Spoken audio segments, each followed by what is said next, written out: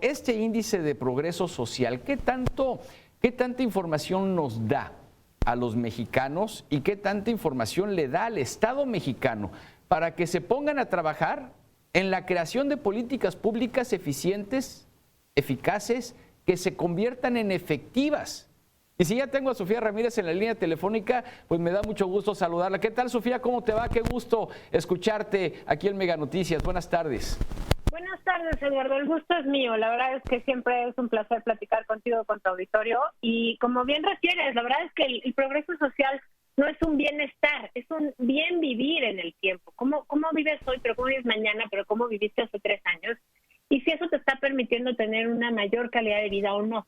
Y creo que aquí, con todo lo que han venido tratando el día de hoy de inseguridad, violencia, crecimiento, empleo, creo que al final del día esto se puede consolidar muy bien en este índice de progreso social, que lo que nos permite es ver en el tiempo justamente cómo están las condiciones de vida. Así es una referencia bien importante a que en este índice no considerábamos ninguna variable económica. Más que económica, no consideramos ninguna variable monetaria. ¿A qué me refiero? No incluimos PIB per cápita, no incluimos salario, y más bien, como bien decías, vemos, digamos, la gestión del gobierno que también está otorgando algunas certezas básicas a la gente. Lo más básico es: no te mueras al nacer, no te mueras al parir y no te mueras de alguna enfermedad infecciosa como diarrea.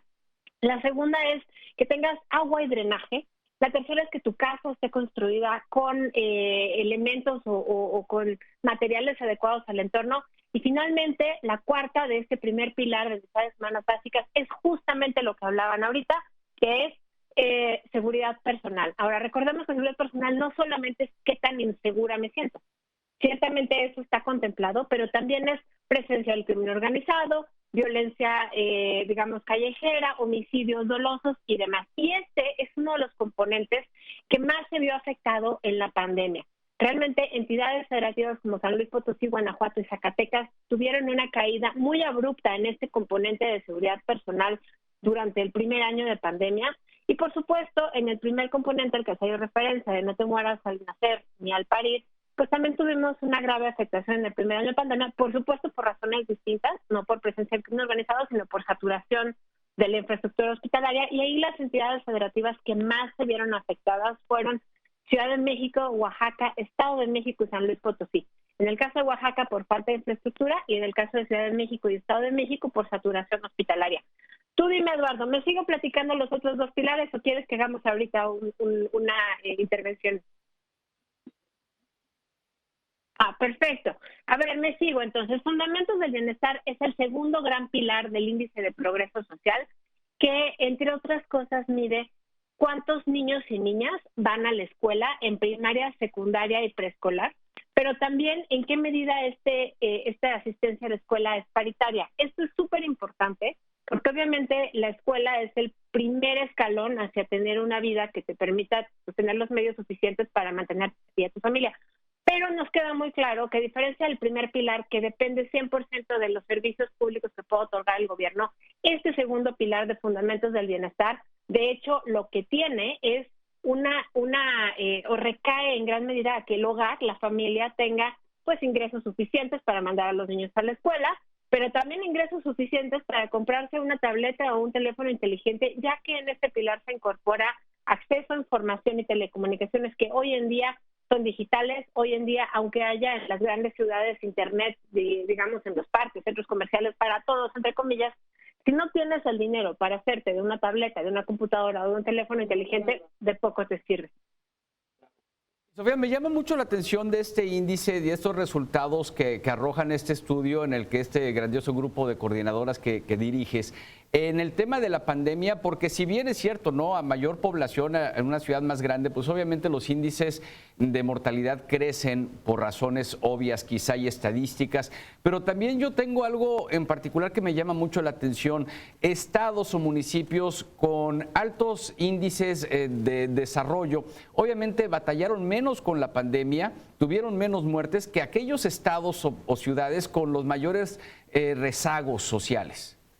Mira, creo que es una excelente pregunta porque hay una mezcla. O sea, por eso me parecía particularmente relevante hablar justo del exceso de mortalidad materno-infantil, pero en el componente de fundamentos del bienestar, que es este segundo componente, también incorporamos la medición del exceso de mortalidad, que se mide, por ejemplo, en el exceso de mortalidad o la tasa de mortalidad de hipertensión, diabetes, obesidad y esperanza de vida.